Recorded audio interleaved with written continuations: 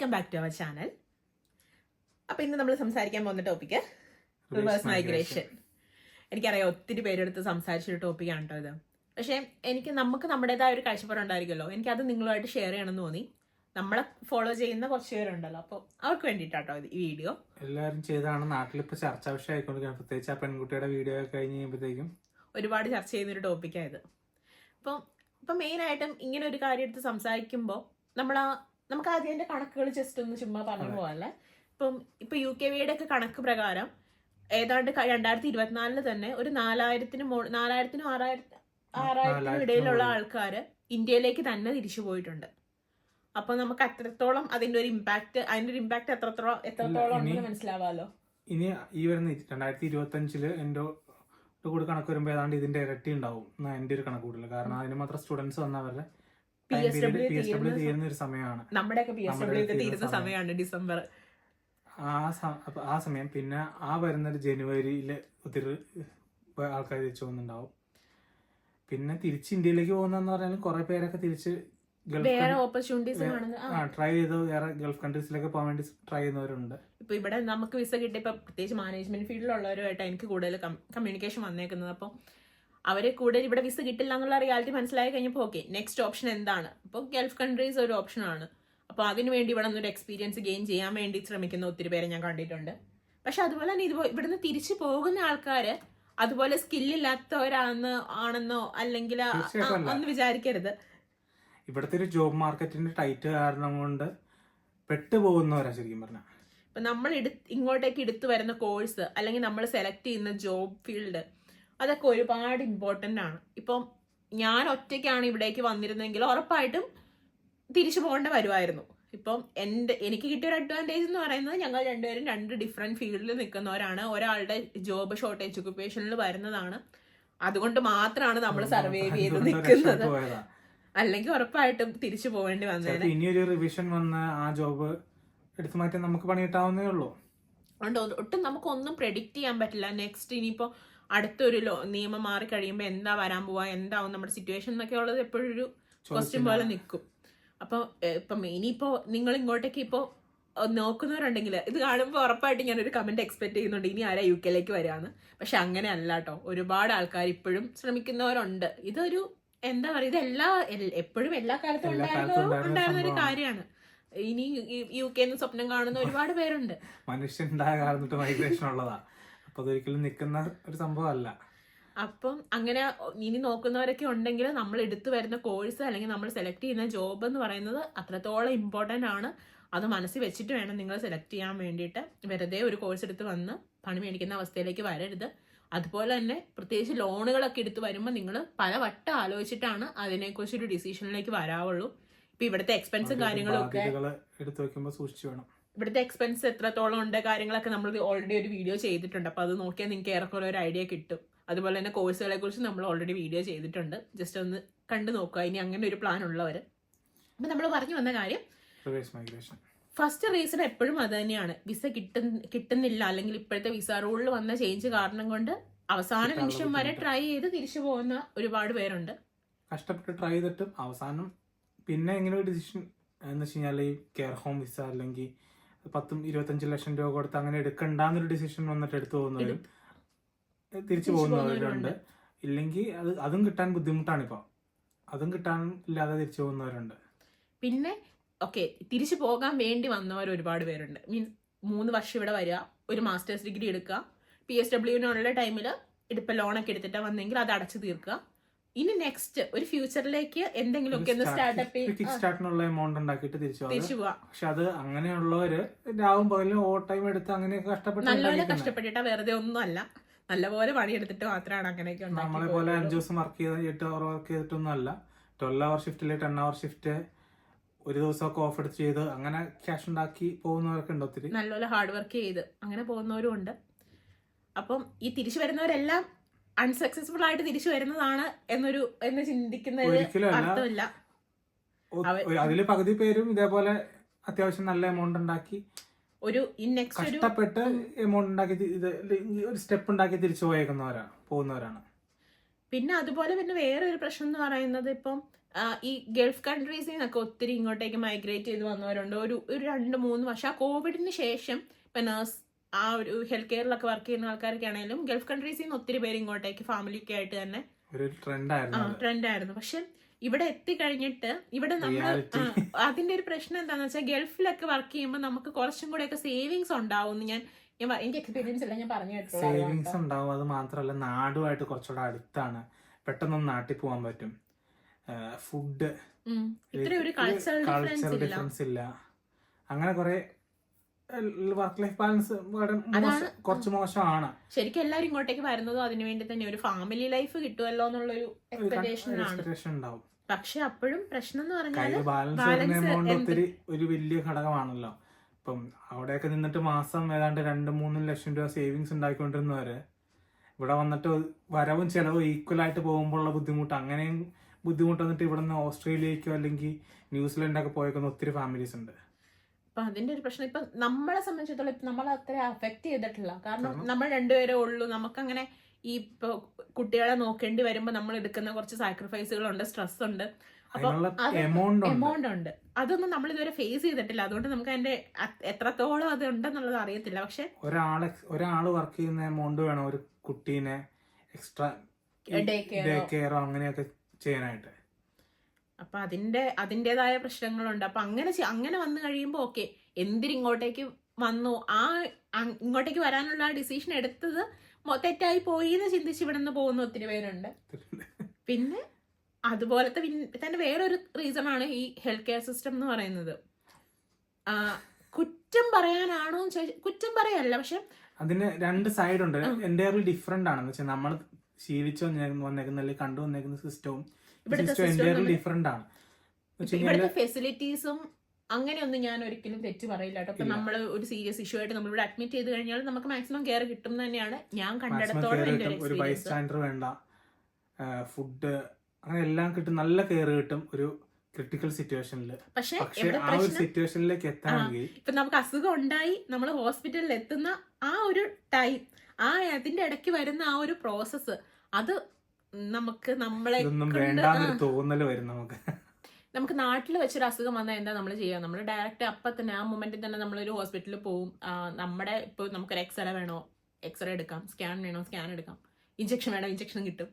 നമ്മൾ പറയുന്നത് നമുക്ക് നടക്കും, പക്ഷെ ഇവിടെ അത് ഇപ്പോഴും അത് നടക്കത്തില്ല.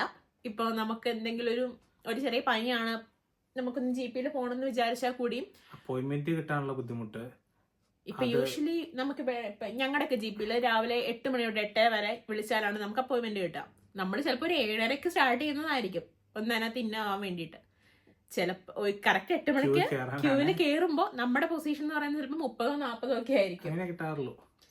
അപ്പൊ അതൊരു വലിയ പ്രശ്നമാണ്. എല്ലാരും ഇവിടെ നമ്മുടെ മനസ്സ് പഠിപ്പിക്കുന്ന ഒരു പ്രശ്നമാണ്. ചിലപ്പോ അന്ന് കിട്ടിക്കൊള്ളണമെന്നില്ല, അപ്പോയിന്റ്മെന്റ് തീർന്നു പോകും. പിന്നെ ചിലപ്പോൾ വാക്കിംഗ് സെന്റർ തരാന്ന് പറയും. അങ്ങനെ അവിടെയും കിട്ടാൻ വേണ്ടിട്ട് അവിടെ പോയാലും ഇപ്പൊ ഒരു പനിയായിട്ടൊന്നും പോയാൽ അവര് അങ്ങനെ കെയറും ചെയ്യില്ല. ഇപ്പൊ ബ്ലഡ് ടെസ്റ്റ് ഇതിനൊക്കെ വേണമെങ്കിൽ നമ്മൾ എത്ര റിക്വസ്റ്റ് ചെയ്താലാ കിട്ടുക. അങ്ങനെയൊക്കെ വന്നു കഴിയുമ്പോൾ നമുക്കതൊരു മനസ്സ് മടുപ്പായിട്ട് ഓക്കെ വേണ്ട, ഇതിലും എത്രയോ ബെറ്റർ ആണ് നമുക്ക് നമ്മുടെ നാട്ടിൽ എമർജൻസി. ഇപ്പൊ നാട്ടിലൊക്കെ ആണെങ്കിൽ കാഷ്വാലിറ്റി പോയി കഴിഞ്ഞാൽ പെട്ടെന്ന് ഡോക്ടറെ കയറി കാണാം. ഇപ്പൊ വീക്കെൻഡിൽ പോലും നമുക്കിപ്പോ ഇവിടെ ആനിയിൽ പോയി കഴിഞ്ഞാൽ വീക്കെൻഡിലൊക്കെ ഏതാണ്ട് 8 മണിക്കൂറൊക്കെ ആവറേജ് ക്യൂ വരുന്നത്. നോർമൽ ഡേയ്സിൽ ഏതാണ്ട് 2 hour to 8 hour വരെ ക്യൂ വരും. നമുക്ക് അവിടെ വെയിറ്റ് ചെയ്യേണ്ടി വരും അത്ര നേരം.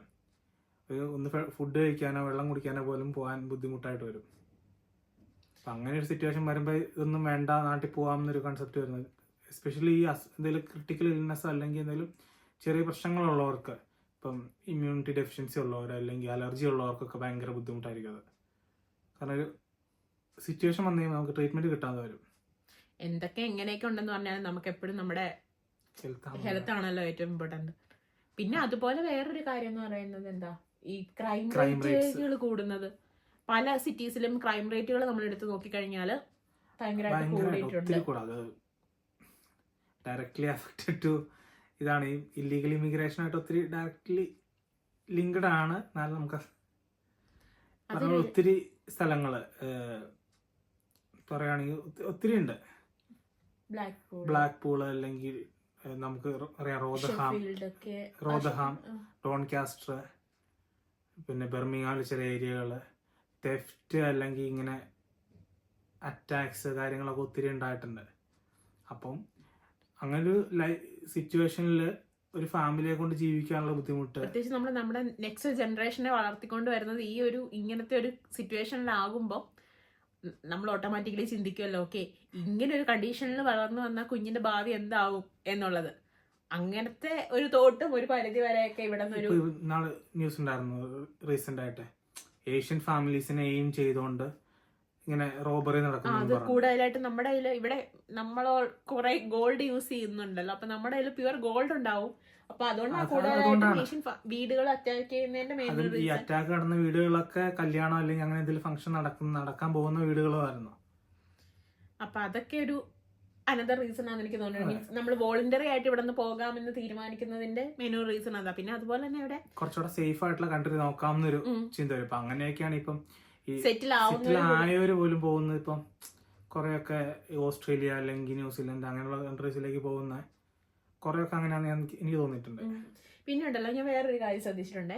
ഈ റിവേഴ്സ് മൈഗ്രേഷനെ കുറിച്ച് സംസാരിക്കുമ്പോൾ, ഓക്കെ തിരിച്ച് നാട്ടിലോട്ട് പോകുന്നവരെ കുറിച്ച് സംസാരിക്കുമ്പോൾ നമ്മൾ ഇങ്ങനെ ഒരു കമന്റ് ഞാൻ പലപ്പോഴും കണ്ടിട്ടുണ്ട്, ഓക്കെ ഇപ്പോഴാണല്ലോ ഈ ഒരു പ്രശ്നം ഉണ്ടായേക്കുന്നത്, പണ്ട് വന്നവർക്കൊന്നും ഇങ്ങനെ കുഴപ്പം ഉണ്ടായിട്ടില്ലല്ലോ. സിനേരിയോ വേറെയല്ലേ, സീൻ വേറെയാണ്. കാരണം അന്നത്തെ ജോബ് മാർക്കറ്റ് അല്ല, അന്നത്തെ ജോബ് മാർക്കറ്റോ അന്നത്തെ സിറ്റുവേഷനോ ഒന്നുമല്ല. പണ്ട് വന്നവരെന്ന് പറഞ്ഞ ഒരു 5 വർഷം മുന്നേ വന്നവർക്ക് ഇപ്പൊ കൂടുതലായിട്ട് കയറി വരുന്ന ഒരു ഹെൽത്ത് കെയർ സെക്ടറിലേക്കായിരുന്നു. ഞാൻ ഓർക്കുന്നുണ്ട് കുഞ്ഞിലേക്ക് ഞാൻ കേട്ടേക്കണ കൂടുതലും ആ ചേട്ടൻ പുറത്തു പോയി, നേഴ്സ് പുറത്തു പോയി അങ്ങനെ കേട്ടിട്ടുള്ളൂ. പക്ഷെ ഇപ്പൊ അതല്ലല്ലോ. വന്നവരുണ്ട്, ആ സമയത്ത് വന്നവരുണ്ട്. പക്ഷെ അത്രയും ഒത്തിരി ആൾക്കാർ വരുന്ന ഇത് സിനേരി വന്നു തുടങ്ങിയത് ഒരു 3-4 വർഷം മുന്നേ ആണ് തുടങ്ങിയത്. നമ്മളൊക്കെ വന്ന സമയത്ത് അതിന് മുന്നത്തെ വർഷം തൊട്ടൊക്കെയാണ് വന്നു തുടങ്ങിയത്. അപ്പോഴത്തെ പ്രശ്നം എന്ന് പറഞ്ഞാൽ ഇവിടെ എല്ലാവരെയും ഒത്തിരി ഡെഫിഷ്യൻസി ഉണ്ട്, ജോബ് മാർക്കറ്റിൽ ഒത്തിരി വേക്കൻസി ഉണ്ട്. അല്ല, ഞാൻ ഇപ്പോഴത്തെ കണ്ടീഷനാ പറഞ്ഞത്. നമുക്ക് എല്ലാവരെയും നമ്മൾ അക്സെപ്റ്റ് ചെയ്യുന്നുണ്ടോ അക്കോമഡേറ്റ് ചെയ്യാൻ പറ്റുക ഈ ഒരു ജോബ് മാർക്കറ്റിൽ അക്കോമഡേറ്റ് ചെയ്യാൻ പറ്റുന്നില്ല. അതിന് മാത്രമുള്ള വേക്കൻസീസ് ഉണ്ടാവുന്നില്ല. ഉള്ളത് ഷോർട്ടേജ് ഒക്കുപേഷനുകളായിരിക്കും. ഇപ്പൊ എന്തെങ്കിലും സ്കിൽ ഓറിയന്റഡ് ആയിട്ടുള്ള ജോബുകളായിരിക്കും കൂടുതലായിട്ടും വേണ്ടത്. ഇപ്പൊ എന്താ പറയാ, ഇപ്പൊ ഓട്ടോമൊബൈല് അല്ലെങ്കിൽ എഞ്ചിനീയറിംഗ്. പിന്നെ ട്രാൻസ്ഫറബിൾ ആയിട്ടുള്ള സ്കില്ലിന്റെയും പ്രശ്നമുണ്ട്. ഇപ്പൊ നമ്മുടെ പല ക്വാളിഫിക്കേഷനും ഇവിടെ പറ്റില്ലാത്തൊരു, നാട്ടിലൊരു ഓട്ടോമൊബൈൽ എഞ്ചിനീയർക്ക് ഇവിടെ എമോട്ടി ടെസ്റ്റർ ആയിട്ട് ചെയ്യണമെങ്കിൽ അതിന് വേറെ കോഴ്സ് ചെയ്യണം. ഇപ്പൊ നിങ്ങളുടെ കാര്യമാണെങ്കിലും നാട്ടിലൊരു പ്ലംബിംഗ് വർക്ക് ഒക്കെ അറിയാവുന്ന ഒരാൾക്ക് ഇവിടെ വന്നു കഴിയുമ്പോൾ പല ക്വസ്റ്റ്യൻസും വന്നു കഴിയുമ്പോൾ നാട്ടിൽ സിസ്റ്റംസ് വേറെ അല്ലേ, അതിന്റെയാണ്. ഇപ്പം നാട്ടിൽ പ്ലംബിങ്ങും വയറിങ്ങും അറിയാമെങ്കിൽ ഇവിടുത്തെ പ്ലംബിങ്ങും വയറിങ്ങും എൻ്റയർലി ഡിഫറെന്റ് ആണ്. അപ്പം നമുക്ക് നേരെ ഒരു ജോലി കിട്ടാൻ ബുദ്ധിമുട്ടായിട്ട് വരും. കാരണം എൻ്റയർലി ഡിഫറെന്റ് ആണ്, എല്ലാ സിസ്റ്റംസും വ്യത്യാസമുണ്ട്. അങ്ങനത്തെ കുറെ പ്രശ്നങ്ങൾ ഫേസ് ചെയ്യേണ്ടി വരുന്നുണ്ട്. ഇതൊക്കെയാണ് എനിക്ക് തോന്നുന്നത് മെയിനായിട്ടും വരുന്ന കുറച്ച് റീസൺസ് എന്ന് പറയുന്നത്, എന്തുകൊണ്ട് ഇവിടെ നിന്ന് എല്ലാവരും പോകുന്നു എന്നുള്ള ചോദ്യത്തിന്. പക്ഷെ ഇങ്ങനെ പോകുമ്പോൾ പിന്നെ വരുന്ന കുറച്ച് കാര്യങ്ങളുണ്ട്. ഇപ്പം ഞാനിപ്പോ തിരിച്ചു പോവാന്ന് വിചാരിക്കും, ഇപ്പൊ നാട്ടിൽ ചെന്ന് കഴിയുമ്പോൾ ഞാൻ ഫേസ് ചെയ്യേണ്ടി വരുന്ന കുറെ ക്വസ്റ്റ്യൻസ് ഉണ്ട്. അത് നമ്മളെ മെന്റലി വല്ലാണ്ട് ഓക്കെ ഇവിടുന്ന് പോണം എന്ന് ചിന്തിക്കുമ്പോൾ തിരിച്ച് നാട്ടിലോട്ട് പോകണോ അതോ വേറെ എവിടേക്കെങ്കിലും പോവല്ലേ നല്ലതെന്ന് തോന്നിക്കുന്ന കുറച്ച് കാര്യങ്ങളുണ്ട് ചൂസ് ചെയ്യുന്നതിന്റെ കാരണം. ഇപ്പം എന്താ തിരിച്ചു വന്നേ, ജോലി കിട്ടിയില്ലേ, എന്താ ജോലി കിട്ടാത്തെ, അങ്ങനെ ഒരു ഇങ്ങനെ നാട്ടിലേക്ക് ആൾക്കാർ പോയി കഴിയുമ്പോ ഇവിടെ ഉള്ളവർക്ക് ഒരു ചോദ്യം വരും, നാട്ടിൽ നിന്ന് എന്താ അവിടെ പണി കിട്ടാനില്ല അല്ലേ, അങ്ങനെ ചോദ്യം വരും. അപ്പം അവിടുത്തെ കണ്ടീഷൻ വളരെ മോശമാണെന്ന് കേട്ടല്ലോ. അപ്പം ഫുള്ള് നെഗറ്റീവ് ഒന്നും അല്ല, കുറെയൊക്കെ നല്ലതുണ്ട്. ഒത്തിരി ഇപ്പൊ സ്റ്റുഡന്റ് ആയിട്ട് വന്നിട്ട് നമ്മളെക്കാളൊക്കെ മോശം സാഹചര്യത്തിൽ വന്നിട്ട് രക്ഷോട്ട് വന്ന ഒത്തിരി പേരുണ്ട്. ഇപ്പൊ കൺക്ലൂഡ് ചെയ്ത് പറയാനാണെങ്കിൽ ഹാർഡ് വർക്ക്, സ്കില്ല്, നമ്മൾ എടുക്കുന്ന എഫേർട്ട്, നമ്മുടെ ചില സമയത്ത് ഡിസിഷൻസ് ഒത്തിരി, അതാ പറഞ്ഞ ലക്ക്, ഇതെല്ലാം കൂടെ ഒന്നിച്ച് വന്നാലാണ് നമുക്ക് ഇവിടെ നിന്ന് പിടിച്ചു നിന്ന് പോകാനായിട്ട് പറ്റുള്ളൂ. സ്കില്ല് വേണം ഡെഫിനറ്റ്ലി. ഇവിടെ എന്ത് സ്കില്ലാണോ ഇവിടെ ഡിമാൻഡ് ചെയ്യുന്നത് ആ സ്കില്ല് നമുക്കുണ്ടായിരിക്കണം. സ്കില്ല് വേണം എന്നല്ല, ഇവിടെ എന്ത് ഡിമാൻഡ് ചെയ്യുന്നോ അത് നമുക്കുണ്ടാവണം. അതാണ് പ്രശ്നം. അതൊക്കെയാണ് മെയിൻ കാര്യങ്ങൾ. അപ്പൊ ഞാൻ പറഞ്ഞു വന്ന അതാ, നമ്മൾ ചെല്ലുമ്പോൾ നമുക്ക് വരുന്ന നമ്മൾ പോവാൻ തീരുമാനിച്ചു കഴിയുമ്പോൾ നമുക്കുണ്ടാവുന്ന കുറച്ച് മെന്റൽ സ്ട്രെസ്സുകൾ, പ്രഷർ. പിന്നെ എനിക്ക് പേഴ്സണലി ഓക്കെ തിരിച്ചു പോകണം എന്ന് ചിന്തിക്കുമ്പോൾ ഞാൻ ചിന്തിക്കുന്ന ഒരു കാര്യമുണ്ട്. നമുക്ക് ഇവിടെ കിട്ടുന്ന ഒരു സാലറി ഉണ്ടല്ലോ, ജസ്റ്റ് നമ്മൾ നാട്ടിലെ വെച്ച് നോക്കുമ്പോൾ അതൊരു ഓക്കെ സാലറി വൈസ് മാത്രമാണോ ഞാൻ ചിന്തിക്കുന്നത്. സാലറി എക്സ്പെൻസ് കഴിഞ്ഞ് ബാക്കി എന്ത് കയ്യിൽ വരും എന്നല്ല ഞാൻ ചിന്തിച്ചത്. സാലറി വൈസ് ചിന്തിക്കുമ്പോൾ അത് തമ്മിലൊരു വലിയ ഡിഫറൻസ് ഉണ്ട്, ഭയങ്കരമായ അന്തരമുണ്ട്. അപ്പം ഇപ്പൊ ഞാൻ ഇപ്പൊ ചെയ്തുകൊണ്ടിരിക്കുന്ന ജോബിന് എനിക്ക് ഉറപ്പുണ്ട് നാട്ടിൽ അതിന് മാക്സിമം കിട്ടാൻ പോകുന്നത് ഒരു 15,000 അല്ലെങ്കിൽ 20,000 രൂപയായിരിക്കും. അപ്പോൾ ഇവിടെ ഇപ്പൊ എനിക്ക് കിട്ടുന്ന ആ ഒരു എമൗണ്ട് ഉണ്ട്. അപ്പൊ എന്റെ ഇപ്പോഴത്തെ ലൈഫ് സ്റ്റൈല് ഫുൾ എന്താ ആ ഒരു എമൗണ്ടിനെ ബേസ് ചെയ്തല്ലേ. അപ്പൊ ഞാൻ നാട്ടിൽ പോവാന്ന് പറഞ്ഞു കഴിഞ്ഞാൽ നാട്ടിൽ ചെന്ന ആ ഒരു ജോബിലേക്ക് ചേഞ്ച് ചെയ്യുമ്പോ നാട്ടിലുള്ള എക്സ്പെക്ടേഷൻസ്, അപ്പൊ ഞാനിത് ഇപ്പോഴത്തെ എന്റെ വരുമാനം വെച്ചിട്ടായിരിക്കുമല്ലോ ഞാൻ പലതും കണക്കൂട്ടിയേക്കുന്നതും മുന്നോട്ട് കൊണ്ടുപോയിക്കൊണ്ടിരിക്കുന്നതും.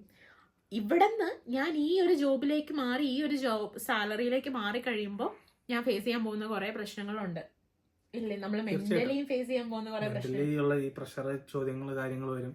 സാലറി ബേസ് ചെയ്തിട്ട് വരുമ്പോ ഫിനാൻഷ്യൽ എനിക്ക് സ്റ്റേബിലിറ്റിയുടെ പ്രശ്നം. നമ്മുടെ എന്താ ഈ എക്സ്പെൻസുകൾ അല്ലെങ്കിൽ നമ്മുടെ കൈ കിട്ടുന്ന ഇൻകത്തിനനുസരിച്ച് നമ്മുടെ ചെലവുകളെല്ലാം ഒരു ടോപ്പ് ലെവൽ ഇൻകത്തിൽ നിന്ന് താഴോട്ട് വന്നു കഴിയുമ്പോൾ അതിലേക്ക് കൺവേർട്ട് ചെയ്യാൻ നമ്മൾ എടുക്കുന്ന വരുന്ന ഒരു സ്ട്രെസ് ഉണ്ട്. അത് വലിയ ബുദ്ധിമുട്ടുള്ള ഒരു കാര്യമാണ്. അതുകൊണ്ടാണ് ഈ പലരും നാട്ടിൽ ചെന്ന് എന്തെങ്കിലും ഇപ്പോൾ എനിക്ക് ശ്രദ്ധിച്ചിട്ടുണ്ട്, ഇവിടുന്ന് പോകുന്നവർ പലരും അവിടെ പോയി ഒരു എംപ്ലോയറുടെ അണ്ടറിൽ വർക്ക് ചെയ്യാനല്ല നോക്കുന്നത്. സ്വന്തമായിട്ട് ഇവിടെ വർക്ക് ചെയ്ത ഒരാൾക്ക് നാട്ടിലെ വർക്ക് ലൈഫുമായിട്ട് ഭയങ്കര ബുദ്ധിമുട്ടായിരിക്കും.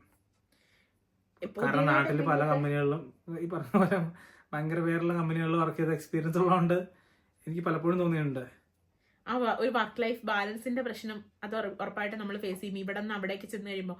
ഓക്കെ, എനിക്ക് തോന്നിയിട്ടുണ്ട് ഇവിടെ എങ്ങനെയൊക്കെ ഇവിടെ കുറ്റം പറഞ്ഞാലും ഇവിടുത്തെ വർക്ക് കൾച്ചർ എനിക്ക് ഒരുപാട് ബെറ്റർ ആയിട്ട് ഫീൽ ചെയ്തിട്ടുണ്ട്. അതെനിക്ക് അറിയത്തില്ല, ഞാൻ അവിടെ വർക്ക് ചെയ്തിട്ടുള്ളതുകൊണ്ട് എനിക്കറിയത്തില്ല. കുറെയൊക്കെ ഇപ്പം മാനേജ്മെന്റ് എങ്ങനെയാണ് അതനുസരിച്ചിരിക്കും. ഇപ്പൊ ഇന്ത്യൻ മാനേജ്മെന്റ് ഉള്ള പല സ്ഥലങ്ങളും ഉണ്ട്, അല്ലെങ്കിൽ പാകിസ്ഥാനി അല്ലെങ്കിൽ ഏഷ്യൻ മാനേജ്മെന്റ് ഉള്ള അടുത്ത് അത്ര സുഖകരമല്ല, എന്നാ ഓക്കെയാണ്. നാട്ടിലെ പോലെ നമ്മള് അത്ര ഇല്ല, അതിനേക്കാൾ ഫാർ ബെറ്റർ ആണ്.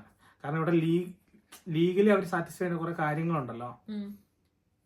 എനിക്ക് അതിന് മാത്രം എക്സ്പീരിയൻസ് ഒന്നും ഇല്ലാട്ടെ. എന്റെ ഉള്ള എക്സ്പീരിയൻസ് വെച്ചിട്ടാണ് ഞാൻ പറഞ്ഞത്. എനിക്ക് നാട്ടിൽ വർക്ക് ചെയ്തതിനേക്കാളും ഇവിടെ വന്നപ്പോൾ എനിക്ക് കുറച്ചും കൂടെ എനിക്ക് ലൈഫ് ഉള്ളതുപോലെ ഫീൽ ചെയ്യാറുണ്ട്.